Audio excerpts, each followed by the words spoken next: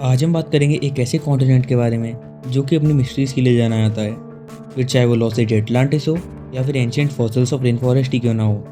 Antarctica, coldest, driest and windiest continent in the world, जो कि अपने एक्सट्रीम टेम्परेचर और हज़ार्डियस क्लाइमेटिक कंडीशंस के लिए जाना जाता है, जहाँ पर टेम्परेचर लगभग -90 डिग्री सेल्सियस तक चला जाता है और विंड्स जो कि 300 किलोमीटर पर आवर की स्पीड से फ्लो करती हैं।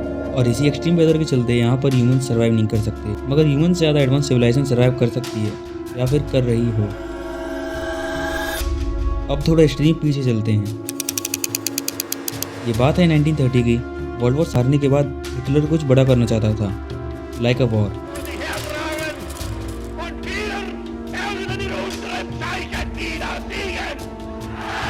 और इसीलिए नाजी जर्मन्स ने पूरे वर्ल्ड में अपने एक्सपीडिशंस भेजने शुरू कर दिए, जिससे कि उन्हें सपोर्ट और न्यू टेक्नोलॉजीज मिल सकें।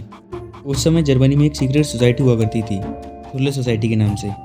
इस सोसाइटी के लोगों का मानना था कि यहाँ से बहुत दूर एक बर्फ से ढकी जगह में एक ऐसी सिविलाइजेशन रहती है जो ह्यूमन से कई ज़्यादा गुना एडवांस्ड और पावरफुल है, जिसके बारे में दुनिया को कुछ नहीं पता।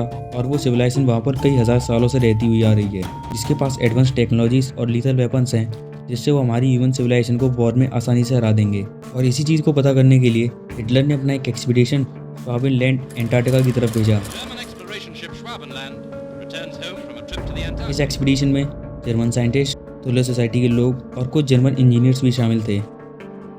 और इसी एक्सपीडिशन ने एंटार्क्टिका में 300 माइल स्क्वायर के एक लैंड एरिया को खोजा, जहाँ पर बिल्कुल भी बर्फ नहीं थी और वहाँ पर हरे भरे पेड़ों के साथ गर्म पानी का सोर्स भी मिला।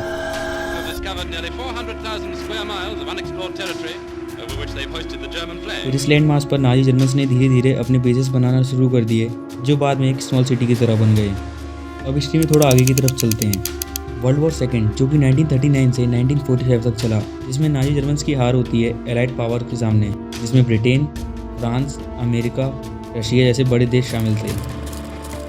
सेकेंड वर्ल्ड वॉर खत्म हो जाने के बाद अमेरिका को पता चलता है कि नाजी जर्मन्स ने एंटार्क्टिका में अपने मिलिट्री बेस बनाए थे। तो इसी चीज़ का पता करने की कि नाजी आर्मी अभी एंटार्क्टिका में तो नहीं, इस बात को कंफर्म करने के लिए अमेरिका ने अपनी टीम को एंटार्क्टिका भेजने का डिसाइड किया under a secret mission operation high jump.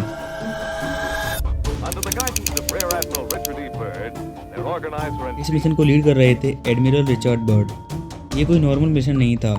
इस मिशन में 14 naval ships, 22 military aircraft, 4700 American soldiers और एक एडवांस सबमरीन भी शामिल थी। इतनी सारी मिलिट्री लॉजिस्टिक्स को लेकर अमेरिकन सोल्जर्स एंटार्क्टिका के लिए रवाना हो जाते हैं। फिर कुछ लोग अमेरिकन गवर्नमेंट से सवाल पूछते हैं कि अचानक से आप इतनी हेवी मिलिट्री को लेकर कहाँ जा रहे हो।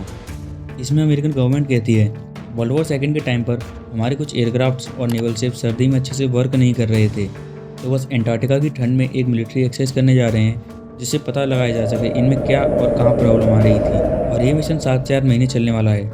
और 31 दिसंबर 1946 को अमेरिकन सोल्जर्स फाइनली एंटार्क्टिका पहुंच जाते हैं। In Antarctica, the white continent, the old glory is run up to fly again over Little America. और कुछ दिनों बाद इस मिशन के दौरान एक दिन एडमिरल बर्ड अपने एयरक्राफ्ट में बैठकर एंटार्क्टिका की ज़मीन का ऊपर से सर्वे कर रहे थे और अमेरिकन से लाइव रेडियो की मदद से बातें कर रहे थे। फिर अचानक से वो 3 घंटे के लिए अपने रेडियो मोनोलॉग से कट जाते हैं और उस समय ना ही नेवी और ना ही अमेरिकन उन्हें सुन पाते हैं। उनके पास अपने बेस से कम्युनिकेट करने के लिए रेडियो के अलावा कोई और ऑप्शन नहीं था। और इसी इंसिडेंट के अगले ही दिन इस ऑपरेशन को ख़त्म कर दिया जाता है और अमेरिकन ट्रूप्स को वापस बुला लिया गया। और जब यूएस ऑफिशियल्स से पूछा गया कि 7 से 8 महीने चलने वाली इस मिलिट्री एक्सरसाइज को सिर्फ 40 दिन में ही क्यों ख़त्म कर दिया गया, तब ऑफिशियल्स ने कहा ये एक्सरसाइज काफ़ी अच्छे से चली और मात्र 40 दिन में ही पूरी एक्सरसाइज अच्छे से खत्म हो गई। लेकिन उस दिन ऐसा क्या हुआ था कि अमेरिकन मिलिट्री को अगले ही दिन वापस आना पड़ा? तो इसका जवाब आज भी कॉन्ट्रोवर्शियल है। 1957 में एडमिरल बर्ड की डेथ हो जाने के बाद एक दिन उनके बेटे को डायरी मिलती है, जो कि उनके पिता यानी एडमिरल बर्ड की थी, जिसमें उन्होंने ऑपरेशन हाई जंप के दौरान एंटार्क्टिका में हुए इंसिडेंट्स लिखे थे, जिसके बारे में अमेरिकन गवर्नमेंट किसी को बताना नहीं चाहती थी। उस डायरी में एडमिरल बर्ड लिखते हैं, मैंने सुबह 9:10 पर अपनी फ़्लाइट शुरू की। हर जगह दूर दूर तक सिर्फ बर्फ़ ही नज़र आ रही थी। कुछ देर बाद एक अलग सी माउंटेन रेंज क्रॉस करने के बाद एक अजीब सी चीज़ दिखी, जो कि एक वैली थी, जहाँ कोई बर्फ़ नहीं थी और उसके आसपास हरे भरे जंगल भी थे। Beyond the mountain range is what appears to be a valley. There should be no green valley below. Something is definitely wrong and abnormal here. मुझे एंटार्क्टिका के बीच इस जगह को देखकर अपनी आंखों पर विश्वास नहीं हो रहा था। सब एक भ्रम की तरह लग रहा था। मैंने अपने बेस कैंप से कम्युनिकेट करने की कोशिश की, लेकिन मेरे एयरक्राफ्ट का रेडियो वर्क नहीं कर रहा था। उस समय थोड़ा और आगे चलने के बाद मुझे एक एलिफेंट जैसा बड़ा एनिमल दिखाई दिया। जब मैंने उसके पास जाकर देखा, वो तो एक जायंट मैमथ था। It appears to be an elephant. No, it looks more like a mammoth. This is incredible. लेकिन उस मैमथ का वहाँ होना मेरे लिए काफ़ी कंफ्यूजिंग था, मगर अगला ही पल और भी हैरतअंगेज कर देने वाला था। हमारे प्लेन के आसपास कुछ अजीब से डिस्क शेप एयरक्राफ्ट दिखने लगे। ये क्राफ्ट इतनी तेज़ मूव कर रहे थे कि इनका पीछा करना नामुमकिन था। और तभी एक ब्राइट लाइट की बीम हमारे प्लेन पर पड़ी और प्लेन के सारे कंट्रोल्स फेल हो गए। फिर आगे एडमिरल बर्ड लिखते हैं, उन फ्लाइंग डिस्क शेप्ड ऑब्जेक्ट्स पर स्वास्थ्य जैसी मार्किंग थी। और तभी मेरा रेडियो एक क्रैकलिंग वॉइस के साथ स्टार्ट हुआ। Welcome, Admiral, to our domain. We shall land you in exactly 7 minutes. Relax, Admiral, you are in good hands. उस समय एयरक्राफ्ट जैसे अपने सारे कंट्रोल्स खो चुका था। उसका कोई भी डिवाइस काम नहीं कर रहा था। फिर कुछ देर बाद हमें एक शहर के पास लैंड कराया गया। ये शहर एक फ्यूचरिस्टिक फिल्म का हिस्सा जैसा लग रहा था। हर जगह रोशनी थी। तभी मेरा सामना उन बींग्स से हुआ जो मुझसे रेडियो के थ्रू कम्युनिकेट कर रहे थे। वो ह्यूमंस जैसे थे, पर काफ़ी एडवांस। फिर उन एडवांस बींग्स ने मुझे अपने साथ आने के लिए कहा। वो मुझे एक एलिवेटर की मदद से नीचे ले गए और एक बड़े से डोर को खोलकर अंदर ले गए। उस हॉल की लाइट काफ़ी मॉडर्न और अट्रैक्टिव थी। मैंने पहले कभी ऐसा नज़ारा नहीं देखा था। फिर मेरी मुलाकात वहाँ के हेड मास्टर से हुई।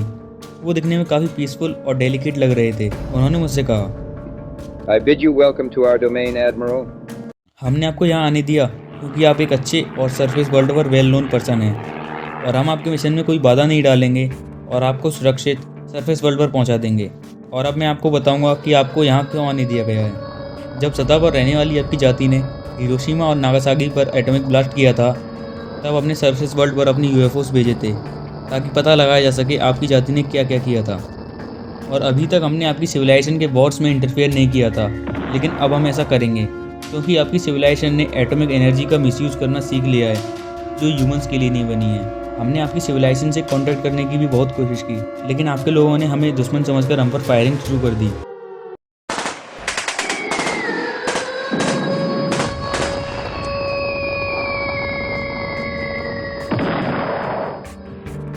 और इसीलिए हमने तुमको चुना है ताकि तुम गवाह बन सको कि हमारा इंटरनल वर्ल्ड भी है, जो आपके वर्ल्ड से कई ज़्यादा गुना एडवांस्ड और सिविलाइज्ड है।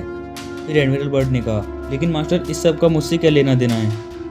इसमें मास्टर ने कहा, तुम्हारी सिविलाइजेशन अब एक डार्क फेज में जाने वाली है, जहाँ से निकलने का कोई और रास्ता नहीं होगा। और उस समय तुम्हारी साइंस भी तुम्हारे काम नहीं आएगी। और ये सब चलता रहेगा जब तक सब कुछ खत्म नहीं हो जाता, क्योंकि तुम्हारे बीच कुछ ऐसे लोग मौजूद हैं जो अपनी पावर्स को खोना नहीं चाहते, और उसकी वजह से वो पूरे वर्ल्ड को डिस्ट्रॉय कर देंगे। और मुझे विश्वास है तुम्हारी सिविलाइजेशन के कुछ लोग इस डार्क फेज से बच जाएंगे, और उस समय हमारे लोग तुम्हारी सिविलाइजेशन को रिस्टोर करने में हेल्प करेंगे। और तब तक तुम्हारे लोग वॉर और उसके डेंजरस रिजल्ट्स को समझ गए होंगे, और फिर वहाँ से तुम्हारी सिविलाइजेशन अपनी नई जर्नी को स्टार्ट करेगी। और लास्ट में एडमिरल, तुम्हें इस मैसेज को अपने वर्ल्ड में ले जाना है। और इसी के साथ वहाँ के मास्टर से मेरी मुलाकात खत्म हुई और मुझे प्लेन में बैठाकर वापस बाहरी दुनिया में भेज दिया गया। उस समय मुझे सब कुछ एक सपने की तरह लग रहा था, लेकिन मैं पूरे होश में था। बर्ड के साथ जिनकी मुलाकात हुई, पता नहीं वो एलियंस थे या फिर आर्यंस, जिन्हें नाजी जर्मन्स खोज रहे थे। और इससे ये तो साफ है कि इनका इरादा एडमिरल को नुकसान पहुंचाने का नहीं था। वे सिर्फ उन्हें अपना मैसेज कन्वे करना चाहते थे।